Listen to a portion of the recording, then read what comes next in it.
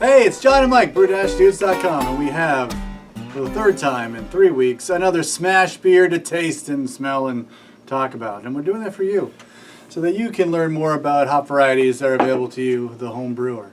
This week, it's a little change of pace. We don't have one that's hot and new. It's actually fairly well known. This is Amarillo hops. That's the hops, the single hop variety in this SMaSH beer. Same situation as the other ones. 1 gallon batch, 2 gallon mash, 60-minute boil, 1 ounce total hops in this particular recipe, 1/4 ounce to right at the start of the boil, and then the rest set the flame out to get a lot of aroma and flavors into this beer. Now, Amarillo, as you may have remembered, was one of those varieties that was rare. It was not easy to find during the hop shortage of 2007, 2008, 2009. Crisis. The crisis.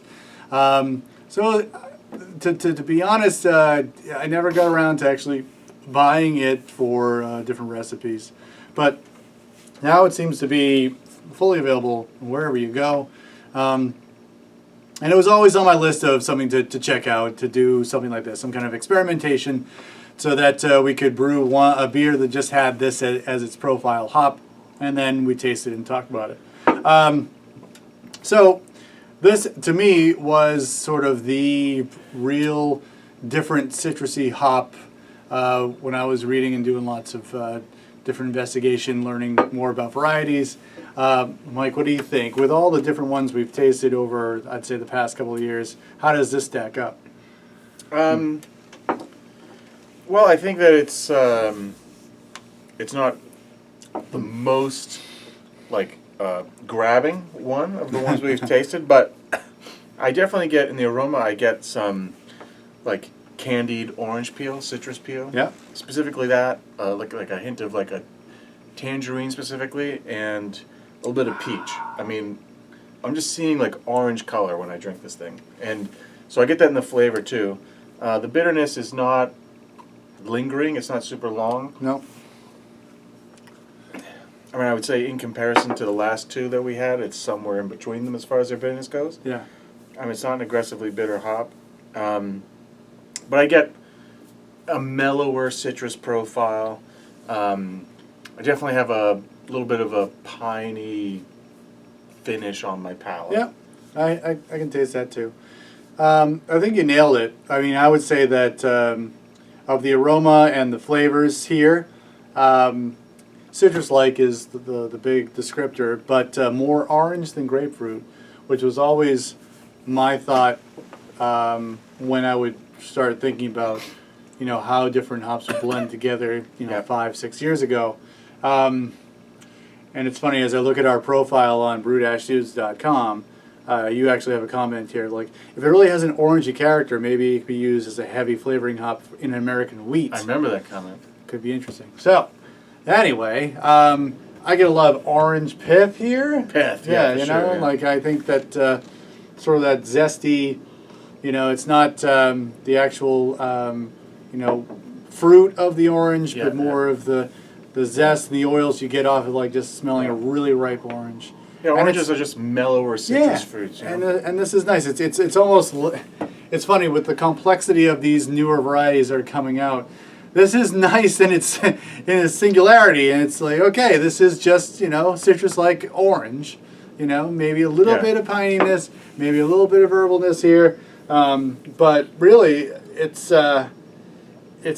floral. It's not overly complex. It's very easy to pick out what's happening here, rather than the other ones where you're kind of there's something here, but it's hard to really describe. I think of all the SMaSH beers, for most of them, this one probably can stand alone enough on its own as SMaSH beers can be sort of one-dimensional. Yeah. But I think if you just, as far as one hop, I think you could get away with just Amarillo, and maybe add a little other character malts to this grain bill. Yeah. To sweeten it a little bit, and that orange might pop out a little bit more. But certainly in combination, I wonder now that I'm actually tasting it myself by itself as a SMaSH beer, I am intrigued to see what it would taste like with like a wit beer yeast. Yeah. I mean, it might really do that orange thing pretty well. Well, there you go. Maybe the next time this summer when you're brewing up your American wheat with the orange. True, like a little split batch and use Amarillo. Now that it's more widely available, I mean, it's, you can get it. It's easy to get it now. shouldn't be that tough to get. Yeah, we talked like that. It's like last year, but it's more like It's been a while. Yeah, I'm a 7 little years slow ago. to the Amarillo game.